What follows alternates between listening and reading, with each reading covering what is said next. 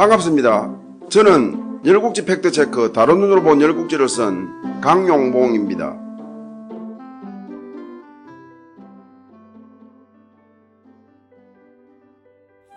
이번 회차에서는 열국지 팩트체크 다른 눈으로 본 열국지 제3장 기다림 그리고 기다림의 끝 제1절 짧고 굵게 진문공 6 주양왕과 대의 악연에 대하여 살펴보겠습니다.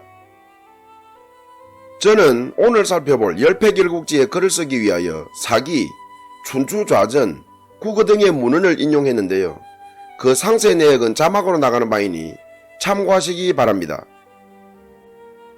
제황공이 죽고 백권이 초나라 쪽으로 기울 때부터 정문공은 초나라와 왕래하며 중원의 제후들과는 거리를 두었습니다. 그는 정나라와 위나라 사이의 소국, 활나라 제후인 활백이 위문공의 말만 듣고 자기 말을 잘 듣지 않자 쳐들어갔습니다. 이에 활백이 깜짝 놀라 항복하자 이를 받아들이고 회군하였습니다. 그러나 활나라가 여전히 정나라 명령에 잘 따르질 않자 정문공은 기원전 640년 여름에 공자사를 대장으로 도숙을 부장으로 삼아 대군을 일으켜 다시 활나라를 쳤습니다. 위문공은 정군의 활나라 침입에 대하여 주왕실에 정나라를 고발, 주양왕은 정나라와 활나라의 중재를 위하여 대부 백복과 유손백을 정나라에 파견하였습니다.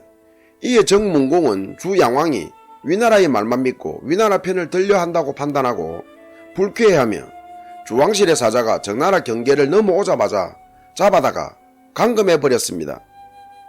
정문공은 지난날 왕자태가 반란을 일으켰을 때 정여공이 주도하여 기원전 673년에 갱나라와 함께 퇴를 대파하고 주회왕을 복위시킨 공에 대하여 주회왕이 정나라에는 술잔을 내리지 않은 것에 큰 불만을 품고 있었습니다.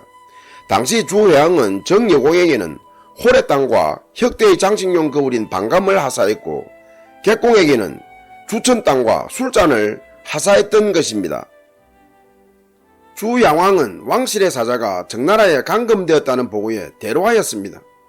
대부 퇴숙과 도자가 나서서 지난날 주환왕 때 왕군이 정나라에 패한 이후 정나라는 방자해진 데다가 이제는 초나라 힘만 믿고 왕실을 무시하고 있다. 이를 방치하면 왕실의 체면이 말이 아니다. 그러나 현실적으로 왕군으로는 정나라를 굴복시킬 수 없다. 그러니 정나라 군사를 빌려서 정나라를 치자라고 하였습니다.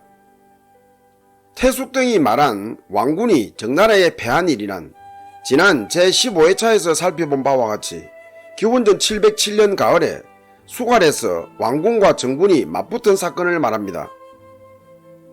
부신은 태숙 등의 진언에 대하여 아무리 방자하다고 해도 정나라는 왕실과는 동성이다.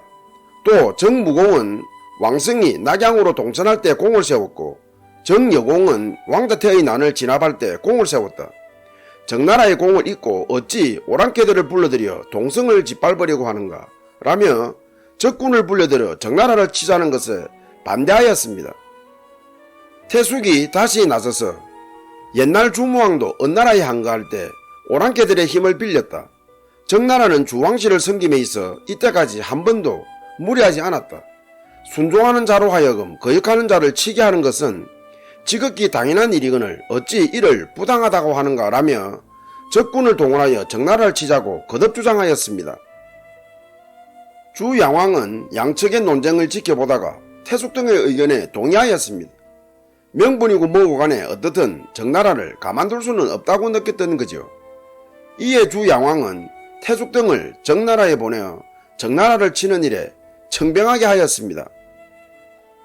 퇴숙은 정나라에 가서 정나라 제후에게 정나라가 왕실의 사자를 감금한 무도한 짓을 했다며 왕실을 대신하여 정나라를 쳐달라고 하였습니다.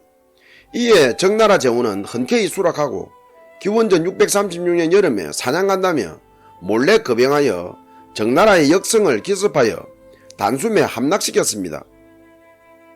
적군에게 정나라가 패했다는 소식에 주양왕은 크게 기뻐하였습니다. 그러고는 비어있는 중궁에 정나라 여자를 맞을 의사를 표명하자 부신이 나서서 보온하는 자는 이만하면 됐다고 하나 이를 받는 자의 욕심은 끝이 없다. 왕은 정나라를 끌어들여 괜히 그들에게 기대를 갖게 한다. 정나라 여자의 왕후 책립은 앞으로 왕실의 우환이 될 것이다 라며 반대하였습니다. 그러나 주양왕은 부신의 말을 무시하고 퇴수기 권하는 바에 따라 정나라 제후의 딸 수괴에게 청혼하여 결국 수괴는 주왕실의 왕후가 되었는데 그녀를 외후라고 하였습니다. 외후는 정나라에서는 말 타고 활 쏘는 것을 즐겼고 사냥가서는 군사들과 함께 산과 들을 달리며 자랐는데 왕후라며 궁중에 들어앉아 조신하게 처신하려니 답답하기 짝이 없었습니다. 이에 외후는 주양왕에게 사냥을 졸랐고 주양왕은 외후를 위하여 북망산에 사냥판을 크게 벌렸습니다. 그날 사냥에서 왕족과 왕실 대부들은 일제히 짐승들을 쫓고 잡느라 분주했는데 가장 짐승을 많이 잡아 상을 받은 사람은 주양왕의 서재 대였습니다. 대는 그 당시 왕실에 복귀하여 감땅을 분봉받아 감공대로 불리고 있었습니다. 외후는 대의 잘생긴 얼굴과 뛰어난 활솜씨에 반하여 유심히 그를 바라보았습니다. 외후가 정나라에서의 사냥을 회상하며 자신도 사냥하고 싶다고 조르자 주양왕은 이를 허락하였습니다. 외후는 사냥복장으로 차려입고 정나라에서 따라온 말을 탈 줄 아는 시녀 몇을 따르게 했는데 주양왕의 명에 따라 대가 외후 등의 사냥을 보호해줄 인물로 지명되었습니다. 외후 등은 사냥터로 달렸습니다. 외후와 대는 우수한 성마술로 시녀들을 따돌리고 둘이서 멀찍이 달렸습니다. 외후는 대와 단둘이 달리는 틈을 이용하여 대에게 다정한 눈빛으로 내일 태후궁으로 찾아오라고 하였습니다. 태후궁에서 만나자고 하는 것이었죠. 다음날 대는 태후궁에서 외후를 만났습니다. 둘은 해태후 즉 대의 생모인 태후에게 문안 인사한 후 옆방으로 옮겨 뜨거운 정을 나누었습니다. 이날 해태후와 궁녀들은 둘이 통정한 것을 알았으나 입에 담기에는 너무나 큰일이어서 아무도 말할 수 없었습니다. 해태후도 궁녀들을 위협하고 달래며 입단속을 시켰습니다. 그 후 둘의 미래는 잦아졌습니다. 대는 심지어 새벽까지 궁에서 자다가 나갔는데 외후의 궁녀들은 이미 많은 뇌물을 받은 터여서 미래를 주선하는 실정이었습니다. 아니 둘의 미래가 탈로 나는 순간에는 궁녀들은 죽은 목숨이라는 것을 다같이 알고 있었기에 다들 침묵할 수밖에 없었습니다. 어느 날 대는 궁빌실에서 술을 마셨습니다. 외후를 기다리며 틈새 술을 마신 것인지 아니면 혼자서 마시려고 작정했는지는 몰라도 아무튼 얼굴도 예쁘고 음률도 잘하는 시비 소동의 퉁소에 맞춰 노래를 부르며 즐겼습니다. 그러다가 되치하여 소동을 덮쳤습니다. 소동은 대가 싫고 좋고를 떠나 자기가 대와 같이 있는 것이 외후에게 발각되면 죽는다는 생각에 결사적으로 저항하였습니다. 그러다가 대가 헐떡거리는 사이에 스스로 옷을 벗겠다고 하고 잠시 틈을 타서 옷을 홀딱 벗고는 방 밖으로 달아났습니다. 대도 크게 당황하여 소동을 죽이려고 칼을 들고 뒤쫓았습니다. 나체 여인과 칼잡이에 활극이 펼쳐지는 거죠. 소동은 궁 복도를 달리다가 더는 피할 곳이 없어 주양왕의 침실에 뛰어들어갔습니다. 그러고는 주양왕에게 울면서 그간 외후와 대가 사통한 사실을 털어놓았습니다. 주양왕은 나신의 소동이 무리하게 뛰어들어와 털어놓은 말이 믿기지 않았습니다. 이에 소동을 달려 차근차근 캐물은 바 소동이 대의 겁탈을 피해 자기 침소에 뛰어든 것까지 알고는 주양왕은 대에 대하여 대로하였습니다. 그러고는 홧김에 칼을 빼들고 중궁에 뛰어가다가 걸음을 멈추었습니다. 대가 자기보다 무예가 뛰어난 것을 깨달은 거죠. 이런 식으로 분풀이 하다가는 자칫 자기가 당할 수 있다고 판단하는 것이었습니다. 이튿날 아침 주양왕은 단단히 형구를 갖추게 하고는 중궁 궁녀들과 제처들을 불러 신문하고 소동과 일일이 대질하며 추궁하여 외후의 음행을 낱낱이 확인하였습니다. 그러고는 외후를 냉궁에 가두고 대를 잡아오라고 명령하였습니다. 같은 날 새벽, 그러니까 주양왕이 중궁 궁녀들을 추궁하기 전에 대는 자기 죄가 보통이 아니어서 해태후의 보호로도 막을 수 없다고 판단, 정나라로 달아났습니다. 한편 태숙과 도자도 외후의 간통사건의 불똥이 자신들에게 튈까봐 정나라로 달아나 대와 합류하였습니다.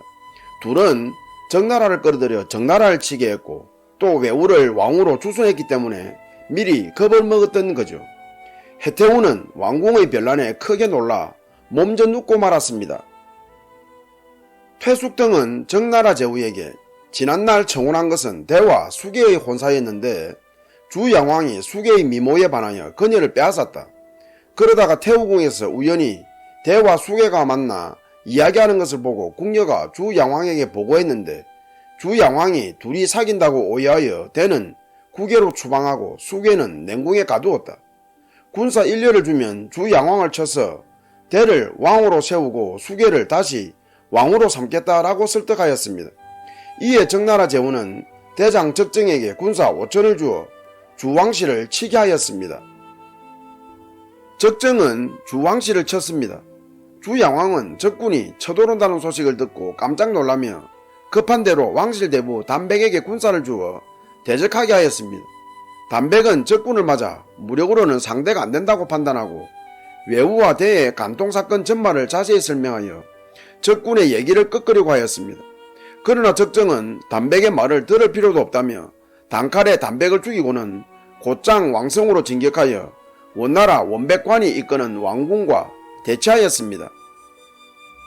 원백관은 적군이 강하다는 것을 알고 적군이 수차례 싸움을 걸었으나 굳게 지키기만 할 뿐 불응하였습니다. 적정은 왕군이 움직이질 않자 치운산 위에 대를 쌓아 그 대상에서 대등이 주연을 여는 것처럼 꾸미고 치운산 입구 좌우에 태숙과 도자가 각 1천의 적군으로 매복해 한 후 자기 아들 적풍에게 500의 군사를 주어 왕군을 치운산 쪽으로 유인하게 하였습니다. 그러고는 자기와 대는 영체를 지키며 상황에 따라 저병할 계획이었습니다. 원백관은 불과 5,600의 적군이 진영 앞에 와서 갖은 욕을 하며 싸우자고 하자 화가 나서 응전하려고 했으나 부장 모나라 제후 모백 위의 만류에 따라 꾹 참았습니다. 그러다가 오후가 되어 적군이 앉거나 들어눕는 등 왕군을 조롱하자 더는 참지 못하고 군사를 휘동하여 적군 속으로 돌진하였습니다. 적풍은 왕군의 돌진에 크게 놀란 척하였습니다. 그러고는 원백관과 수합을 싸우다가 밀린 듯 달아났습니다. 원백관은 말을 채 타지 못한 적군을 죽이며 승리에 도취하여 적풍을 계속 추격하였습니다. 그러다가 치운산 위에 천자의 정기 아래에서 대가 뻔뻔스레 술을 마시는 것을 보고는 격분하여 치운산 쪽으로 쳐들어갔습니다. 왕군이 치운산 위로 올라갈 때 갑자기 위에서 나무와 돌이 쏟아지며 좌우에서 퇴숙과 도자가 이끄는 적군이 나타나 왕군을 포위하고 공격하였습니다. 이에 왕군은 대패했고 군사들에 섞여 달아나던 원백관은 생포되었습니다. 적정은 성세를 타고 모백 위가 지키는 왕군 본체를 야습하였습니다. 병거를 연결해 놓은 쇠사슬을 도끼로 끊고 진입에 성공하여 방어하자 왕군은 우왕좌왕하다가 대패하였습니다. 모백 위는 전사했으며 왕성은 적군에 포위되었습니다. 주 양왕은 왕군이 참패했다는 보고를 받고 크게 낙담하였습니다. 더욱이 부신의 말처럼 환난을 자초한 것이었어 의기소침하였습니다. 주공공은 왕실 신하들의 가병들을 동원하여 다시 한번 적군에 맞서자고 했으나 부신은 왕군만으로는 강맹한 적군에 맞서기 어렵다. 주 양왕은 잠시 왕성을 떠나라. 그리고 제후들의 군사를 빌려 적군을 치자라고 진언하였습니다. 주 양왕은 부신의 의견과 추천에 따라 내키지는 않았지만 정나라로 몽진하기로 하였습니다. 부신은 주 양왕이 포위된 왕성을 탈출할 수 있도록 일가친척과 자기 문화 사람들 300여 명을 이끌고 적군 진영을 기습하였습니다. 부신은 닥치는 대로 적을 쳐 죽이며 분전했으나 결국 전사하였습니다. 부신뿐만 아니라 그를 따라 적군 진영에 뛰어든 300여 용사들도 전원 옥새하였습니다. 부신이 적군과 맞서 싸우는 사이 주 양왕은 시종 10여 명만 데리고 왕성을 탈출하여 정나라로 달아나는데 성공하였습니다. 대는 주 양왕이 달아난 것을 알고 원백관을 앞세워 왕성을 지키는 주공공과 소공가와 협상을 벌여 적군이 성 밖에 주둔하는 것을 조건으로 대는 입성하였습니다. 대는 즉시 냉궁에서 외후를 구출하여 중궁으로 옮겼습니다. 해태우에게 문안 인사하자 해태우는 반가워 충격사했고 소동은 우물에 투신자살하였습니다. 대는 스스로 왕위에 오르며 외후를 다시 왕후로 세웠습니다. 그러고는 왕실 부고를 열어 적군을 후위 대접하였습니다. 그러나 낙양 백성들이 자기에게 순복하지 않는 분위기를 간파하고는 별난 등을 우려하여 온 땅으로 옮기고 온 땅을 왕성이라고 하였습니다. 주 양왕과 대의 악인은 참으로 질기죠. 지난 제50회, 제55회, 제59회에서 살펴본 바와 같이 주 양왕의 선왕 즉 주회왕이 대의 생모인 해태우를 기원전 676년에 후궁으로 들였다가 기원전 672년에 대를 보았는데 그 무렵에 왕후 강씨가 죽고 해태우가 왕후가 되었으니 강씨 소생인 주 양왕과 대의 아기는 어쩌면 30년 이상이 되지 않을까 싶네요.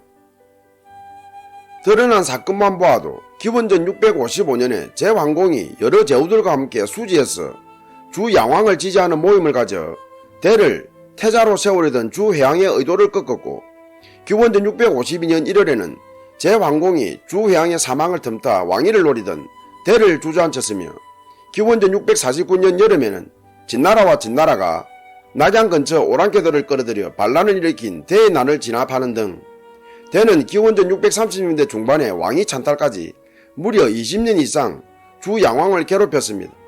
주 양왕 입장에서는 대가 징글징글했겠죠. 감공대가 왕실에 복귀한 시기와 관련하여 주봉기에서는 주 양왕 12년 즉 기원전 640년에 감공대가 왕실에 복귀했다고 기록하고 있으나 연표 기원전 638년 준왕과 재난 좌전 노20 22년조에서는 기원전 638년에 감공대가 왕실에 복귀했다고 기록하고 있습니다. 감공대의 왕실 복귀 시기와 관련하여 사마천의 사기 중 주봉기와 연표 기원전 638년 준안의 기사가 불일치하고 있습니다. 해태우의 처신과 관련하여 동조일국지 제37 내지 38회에서는 구체적인 역할은 없이 해태우는 대와 외우의 간동사실을 알면서도 묵인했고 대가 왕군을 물리치고 왕성을 접수하자 너무나 기뻐 충격사했다고 묘사하고 있습니다. 주봉기에서는 기원전 636년에 적군이 왕성으로 쳐들어오자 적군에게 길을 열어주었다고 기록하고 있고 흉노열전에서는 해우 즉 해태우는 오랑캐 제후와 대와 함께 내통하여 융에게 성문을 열어줬다고 기록하고 있으며 국어 주어 중에서도 적군이 왕성을 칠 때 적군을 불러오는데 역할을 했다고 기록하고 있습니다. 그러나 좌전 노20 24년조에서는 해우는 대를 천자로 세우려고 했으나 뜻을 이루지 못하고 죽었다. 이에 대는 제나라로 달아났다 라고 기록하고 있어서 문맥상으로 보면 해태우는 대가 제나라로 달아나기 전인 기원전 649년경 사망한 것으로 추정되고 또 기원전 636년에 태숙 등이 적군을 이끌고 왕군을 칠 때 즉 주양왕이 정나라로 배신하기 전에 신하들과의 대화에서 주양왕은 해태우를 선우라고 불렀는데 이 선우가 이미 사망한 왕비나 태우를 이르는 말임을 감안하면 좌전 노20 24년조의 기사만으로 본다면 적어도 기원전 636년에 주양왕이 배신하기 전에 해태우는 사망한 것으로 보입니다. 주양왕이 적군을 불러들여 정나라를 치고서 정나라로 배신한 것과 관련하여 동조일국지 제37 내지 38회에서는 주양왕이 적군을 불러들여 정나라를 친 후에 대등이 반란을 일으키자 주양왕은 정나라로 배신했다고 묘사하고 있습니다. 주봉기 정세가 좌전 노20 24년조 국어 주어 중에서도 주양왕이 적군을 불러들여 정나라를 치고서 정나라로 배신했다고 기록하고 있으나 주양왕이 적군을 불러들여 정나라를 치고서 어찌 정나라로 배신할 수 있었겠느냐며 정나라를 친 것은 결코 주양왕의 뜻이 아니라 태숙이 대를 도우려고 적군을 통하여 정나라를 친 것이라는 설도 있습니다. 열패길국지 이번회차 팩트체크에서는 감공대의 왕실 복귀 시기, 정나라가 활나라를 친 시기, 적군이 정나라를 친 시기, 적군의 정나라 침공 결과, 외후의 왕후 책봉과 폐위 시기, 적군이 주왕실을 친 시기, 부신의 전사 여부, 해태우의 처신에 대한 상이한 기록과 묘사를 소개하고 있습니다.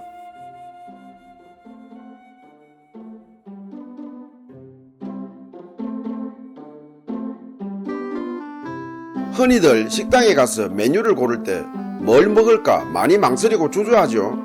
한 연구에 따르면 한 사람이 매일 최대 3만 번 이상의 의사결정을 한다고 합니다.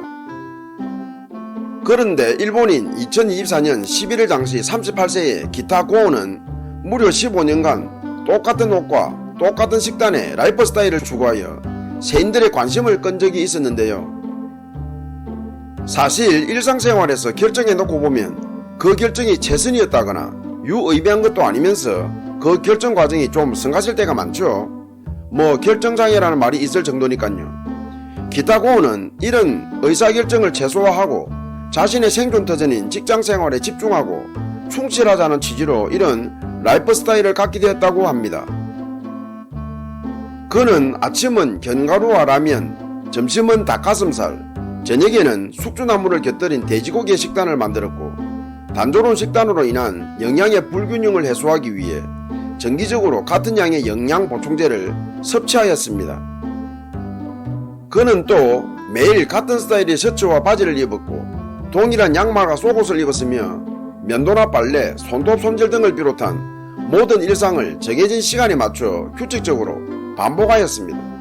할까 말까 이것이냐 저것이냐 하는 갈등의 스트레스에서 해방됨은 물론 선택에 따른 비교평가의 결과에서도 자유로울 수 있었겠죠. 결정과 선택의 묘미가 없는 단조로운 일상일 수 있지만 한 번쯤 생각해볼 필요가 있지 않나 싶네요. 끝까지 시청해주셔서 감사합니다. 다음 회차에서 뵙겠습니다.